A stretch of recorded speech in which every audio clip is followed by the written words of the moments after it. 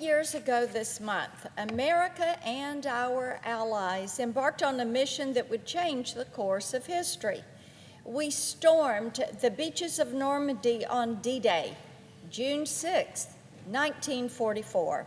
Along with our allies, we formed the largest armada in world history, with more than 5,000 ships and 13,000 aircraft, with the goal of liberating Nazi-occupied Europe and defending the free world. To our country's eternal gratitude, these brave soldiers succeeded in their mission.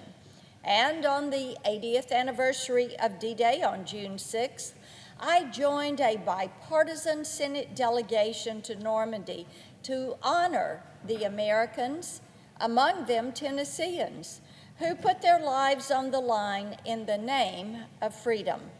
Of the 16.4 million Americans who served in World War II, less than 1% are still with us today.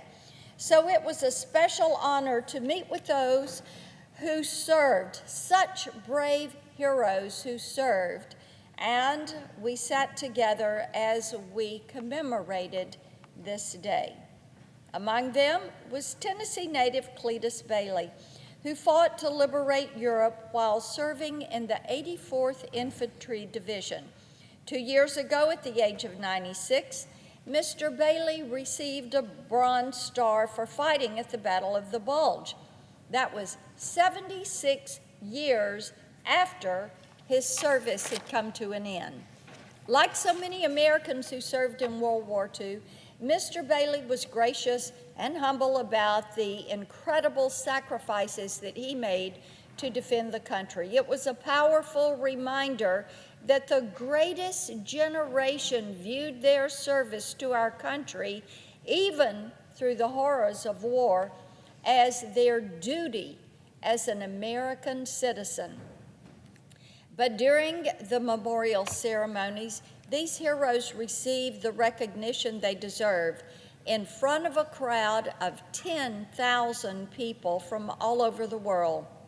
It was so moving to see French President Macron recognize 11 U.S. veterans with the Legion of Honor, France's highest distinction, for their role in helping to free France from Nazi oppression. While we thank the surviving D-Day veterans for their service, our delegation also honored the brave soldiers who never returned home to America. In Normandy, there is no greater symbol of their sacrifice than the Normandy American Cemetery and Memorial, which holds the graves of 9,387 American war dead. Many of these warriors fell just hundreds of feet away from the cemetery grounds right there on Omaha Beach, the site of the fiercest fighting on D-Day, where U.S. forces suffered approximately 2,400 casualties. While many markers of the landings have long since disappeared, along the coastline you will still see fortifications where Nazi forces used to rain machine gun fire on American soldiers who stormed the beaches to free a continent. In so many ways, Normandy is a reminder that America is the home of the free because of the brave. And while we can never repay their sacrifices, we must ensure that no veteran is ever left behind, especially when it comes to the benefits and the quality care that they deserve. In the Senate, I have championed legislation to improve the Department of Veterans Affairs caregiver program and protect veterans' personal information. Thankfully, both of these bills have become law, but there is much more that needs to be done to honor their service. That's why I introduced the Veterans Healthcare Freedom Act, which would expand health care options for veterans by allowing them to seek care in their local communities instead of VA facilities that are often far away from their homes. These efforts will not only benefit our nation's veterans, but also the more than 1.2 million active duty troops when their service comes to an end. During the delegation trip, I was pleased to meet many of these brave warriors, including members of Fort Campbell's 101st Airborne Division who live in Tennessee.